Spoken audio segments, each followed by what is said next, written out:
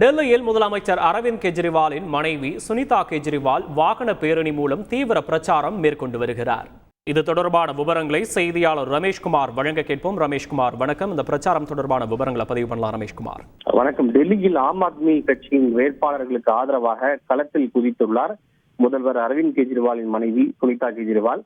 குறிப்பாக டெல்லி மதுபான கொள்கை முறைகேடு வழக்கில் முதல்வர் அரவிந்த் கெஜ்ரிவால் கைது செய்யப்பட்டு சிறையில் அடைக்கப்பட்டிருப்பது நமக்கெல்லாம் நன்கு தெரியும். இதனைத் தொடர்ந்து மக்களவை தேர்தலில் ஆம் ஆத்மி கட்சியின் வேட்பாளர்களை ஆதரித்து அரவிந்த் கெஜ்ரிவால் பிரச்சாரம் மேற்கொள்ள முடியாத ஒரு சூழல் நிலவுகிறது. இதனால் ஆம் ஆத்மி கட்சி தொண்டர்களிடையே ஒரு சுணக்கம் ஏற்பட்டுவிடக் கூடாது என்பதற்காக கணவர் அரவிந்த் கெஜ்ரிவாலுக்கு பதிலாக அவரது மனைவி சுனிதா கெஜ்ரிவால் ஆம் ஆத்மி கட்சி வேட்பாளர்களை ஆதரித்து பிரச்சாரம் செய்ய முடிவெடுக்கப்பட்டுள்ளது.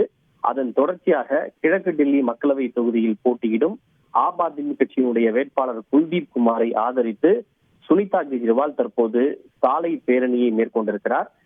குறிப்பாக கோண்ட்லி என்னும் கூறப்படக்கூடிய பகுதியில் அந்த ஆம் ஆத்மி கட்சியினுடைய அந்த சாலை பேரணியில் சுனிதா கெஜ்ரிவால் பங்கேற்று ஆம் ஆத்மி கட்சியினுடைய வேட்பாளர்களுக்கு ஆதரவாக அவர் பரப்புரை மேற்கொண்டு வருகின்றார்.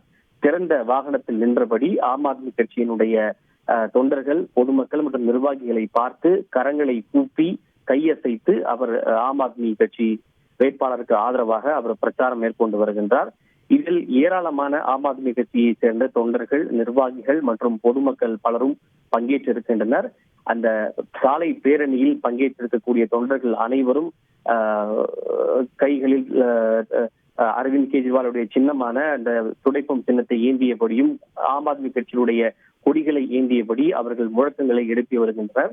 குறிப்பாக ஜெயில் கா ஜவாப் ஓட் மே என்று, அதாவது இந்த சிறைக்கான பதில் வாக்கின் மூலமாக அழியுங்கள் என்று பொருள்படுகின்ற வகையிலான பதாகைகளை கையில் ஏந்தியபடியும் ஆம் ஆத்மி கட்சியினுடைய தொண்டர்கள் பலர் இந்த சாலை பேரணியில் பங்கேற்றிருக்கின்றனர்.